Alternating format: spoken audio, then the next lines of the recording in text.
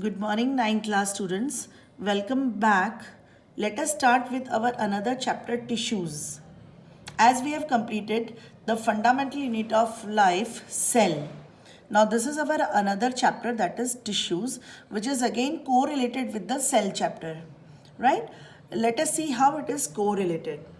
We know that all living organisms are made up of cells.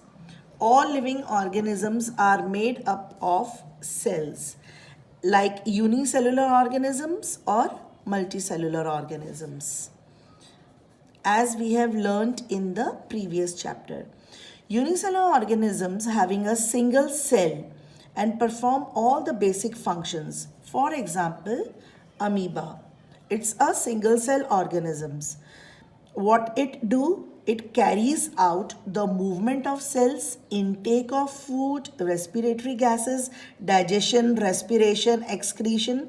It means that all the different function has been carried by the single cell organism, right? But on the other hand, if we talked about the multicellular organism, for example, human beings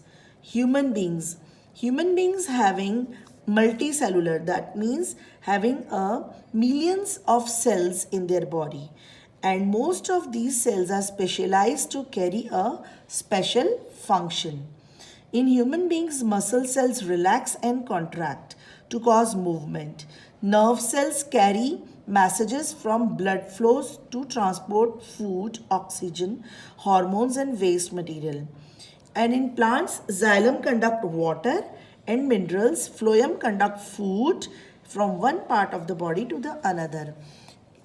कहने का तात्पर्य ये है कि जो multi cellular organisms होते हैं, जैसे कि ह्यूमन बीइंग्स हैं, इसके पास बहुत सारे सेल्स हैं, मिलियंस ऑफ सेल्स हैं इसकी बॉडी में, और हर एक सेल अपना अपना फंक्शन करने के लिए रेडी है. जैसे कि नर्व सेल अपना काम करते हैं, राइट, मसल सेल्स अपना काम करते हैं, एंड फॉर एग्जांपल प्लांट्स की अगर बात की जाए तो ये भी मल्टी सेलुलर ऑर्गेनिजम्स में आता है. तो इसमें जाइलम अपना काम करते हैं, फ्लोम अपना काम करते हैं, exactly. So cells are further divided into unicellular, multicellular. Unicellular में एक ही cell is there for performing all the activities, and multicellular के पास millions of cells हैं जो यही activity को divide कर लेते हैं, अपने अपने काम को इन्होंने विभाजित किया है. And the term which is known as division of labor is used in multicellular organism. This is very important term. Multicellular organism में यही काम जो एक यूनिसेलुलर ऑर्गेनिज्म में एक सेल करता है, उसी तरह मल्टीसेलुलर ऑर्गेनिज्म में there is a division of labour where different groups of cells take up different functions. अलग अलग ग्रुप बने हुए हैं सेल्स के, अलग अलग ग्रुप नंबर 1 अब ये काम करेगा, group number 2 for example muscles control करेगा, ग्रुप नंबर 3 नर्व्स को कंट्रोल करेगा, ग्रुप नंबर 1 हमारी बॉडी के अंदर सारे हार्मोन्स को सिक्रीट करेगा.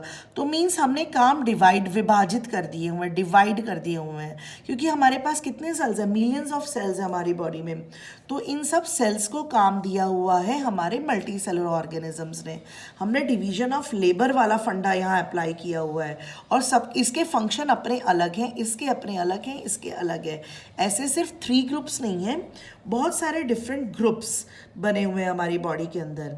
And these cells are specialized to carry one particular function, occur together and form a cluster of cells. Such a cluster of similar cells in the body forms a tissue. अब ये बिल्कुल एक जैसे cell एक ही group में आ गए तो हम इसको बोलेंगे क्लस्टर ऑफ सेल्स. सेल्स का एक झुंड कहते हैं जिसको हम, तो इसका दूसरा नाम बन गया tissue. Cluster of cell is known as tissue. तो ये टिश्यू क्या है? Now what is this new term? Cell की बात कर रहे थे, सेल पढ़ रहे थे, पढ़ते पढ़ते टिश्यू में आ गए हम. तो ये टिश्यू क्या है? तो the cluster of similar sales in the body forms a tissue.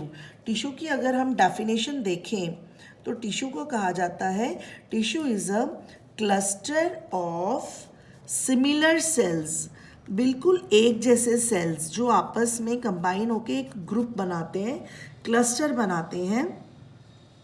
They form, similar cell forms tissue, इसको हम टिश्यू कहते हैं।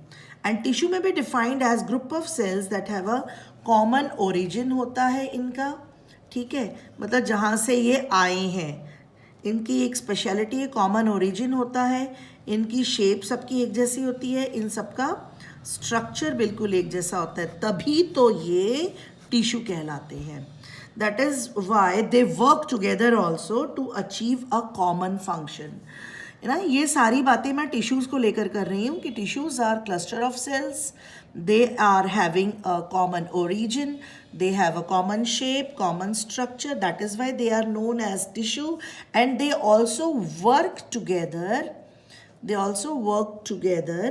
to achieve a common goal, achieve a common function कह सकते हैं। मतलब टिश्यू क्या करते हैं, सब मिलकर एक ही काम के पीछे पड़ जाते हैं। एक क्लस्टर ऑफ सेल है, उसको टिश्यू कहते हैं, वो एक ही काम करता है। अनदर क्लस्टर ऑफ सेल आ गया, वो भी टिश्यू है, वो अनदर काम करता है। So this is what the chapter means, this is what the name of the chapter says. Tissues, cluster of similar cell या same cell combines to form a tissue कह सकते हैं। All tissues having common origin, having a same shape, same structure, they work together for a common goal. So I hope कि आप लोगों को tissue क्या है ये सबसे पहले समझ आ गया होगा कि टिश्यू का मतलब क्या है। उसके कुछ इंपॉर्टेंस है टिश्यूज़ की, कि formation of the tissue has resulted in division of labour, कि जिसके कारण मल्टीसेलुलर ऑर्गेनिज्म में सिर्फ डिवीजन ऑफ लेबर देखी जाती है टिश्यूज़ की हेल्प से। Tissue become organise to form organ and organ further into organ system. मतलब टिश्यू क्या करते हैं, आपस में बहुत सारे टिश्यू एक जैसे कंबाइन होकर ऑर्गन बनाते हैं, और बहुत सारे ऑर्गन आपस में कंबाइन होकर ऑर्गन सिस्टम बनाते हैं, और बहुत सारे ऑर्गन सिस्टम कंबाइन होकर एक पूरा का पूरा ऑर्गेनिजम्स तैयार कर देते हैं। मतलब पूरा एक ऑर्गेनिज्म बन जाता है, राइट।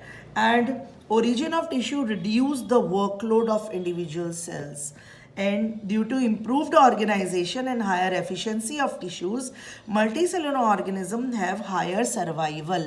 Unicellular जल्दी मर जाता है, multicellular ज़्यादा जिंदा रहता है, because of more and more division of labor, because of more and more tissues, more and more diversity in tissues, more and more efficiency of tissues, right. So here it is the complete topic about tissue.